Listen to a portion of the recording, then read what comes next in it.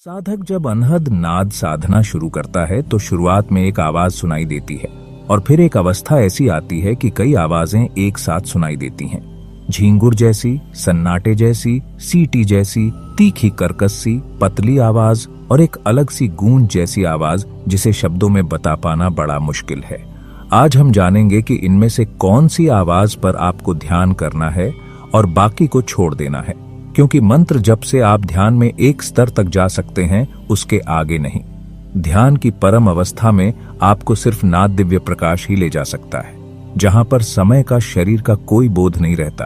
तो हम इस वीडियो में समझेंगे कि उस दिव्य आवाज की पहचान कैसे करें जो आपके ध्यान को ऊपर की ओर खींचती है, जिससे आपके ध्यान की एकाग्रता ऑटोमेटिक ही बढ़ती चली जाती है और आपके ध्यान का समय भी चमत्कारी तरीके से बढ़ता चला है। और जिन साधकों को दैनिक दिनचर्या के काम करते हुए कान की तरफ से आने वाली ये आवाज परेशान करती सी महसूस होती है, ये कब बंद हो जाती है वो भी हम जानेंगे। इससे पहले हम इस वीडियो की शुरुआत करें, अगर आप हमारे चैनल पर नए हैं तो चैनल को सब्सक्राइब जरूर करें। आइए शुरू करते हैं आज की ये वीडियो। काफी साधक इस बात से भी कंफ्यूज हैं कि अनहद नाद, ब्रह्मनाद, शब्द, ओंकार, नाम, साउंड, साइलेंस और साउंड यूनिवर्स, क्या ये अलग अलग आवाजों के नाम है? अलग अलग धार्मिक ग्रंथों में अलग अलग संत महपुरुषों ने इस दिव्य आवाज को समय के अनुसार अलग अलग नाम दिए हैं और कुछ नाम इंग्लिश प्रेमियों द्वारा दिए गए हैं। तो आप इनके अलग अलग नामों से कंफ्यूज नहीं हो, इनके केवल नाम अलग अलग हैं, किंतु अनहद नाद वही एक हैं। आइए समझते हैं कि साधक को नाद साधना में कौन सी आवाज पर ध्यान करना है।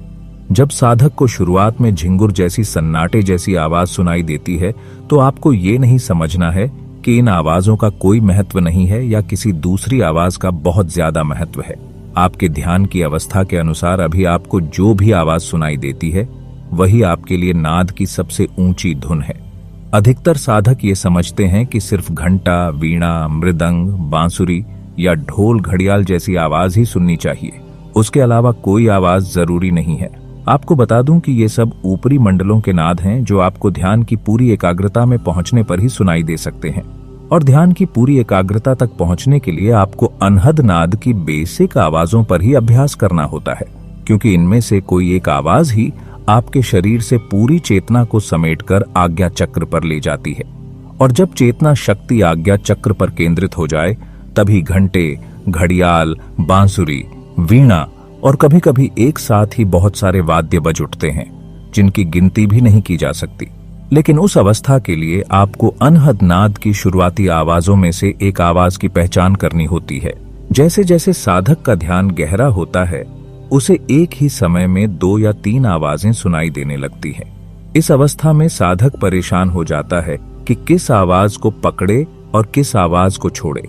इस अवस्था में आपको क्या करना है? इन आवाजों में से जो आवाज आपको माथे के बीच से सबसे तेज सुनाई देती है, आप सिर्फ उसी पर ध्यान टिकाए रखें। और जब आप आज्ञा चक्कर से एक आवाज को सुनने की कोशिश करते हैं तो भी उस पॉइंट पर आपको शुरुआत में एक आवाज नहीं सुनाई देती, बल्कि कभी सन्नाटे, कभी झिंगुर और कभी सिटी जैसी आवाज बदलती रहती है। फिर आपको उन्हीं आवाजों में से किसी एक आवाज को सुनते हुए महसूस होता है कि जब भी वो आवाज आपको तेज सुनाई देती है तो आपके पैरों में, टांगों में या कमर के आसपास सनसनाहट शुरू हो जाती है। हल्की सी कंपन यानी वाइब्रेशन भी महसूस होती है। इन चारों आवाजों में से जिस आवाज को ध्यान से सुनने पर आपके शरीर में इस तरह का मूवमेंट होता है तो आप समझ जाइए कि यही वो आवाज है जिससे आपका ध्यान ऊपर की ओर खींचने लगा है। वही आवाज आपकी चेतना शक्ति को ऊपर की ओर खींच रही है। ऐसी अवस्था में आपको बाकी सभी आवाजों को छोड़ देना चाहिए।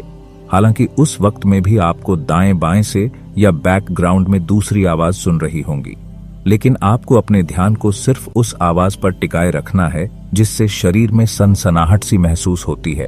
और शरीर में होने वाली इस सनसनाहट से आपको घबराना नहीं है, क्योंकि जब चेतना शक्ति ऊपर की ओर सिमटना शुरू करती है तो इस प्रकार के शारीरिक अनुभव होना स्वाभाविक है।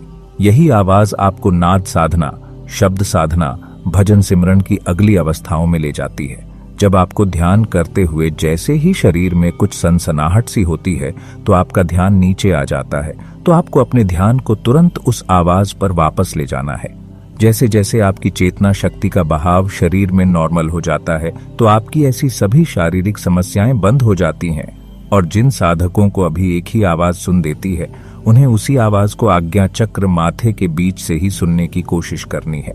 चाहे वो आवाज दाएं कान की तरफ से या बाएं कान की तरफ से आ रही हो, लेकिन अभ्यास से हर आवाज आपको माथे के बीच ही सुनाई देना शुरू हो जाती है।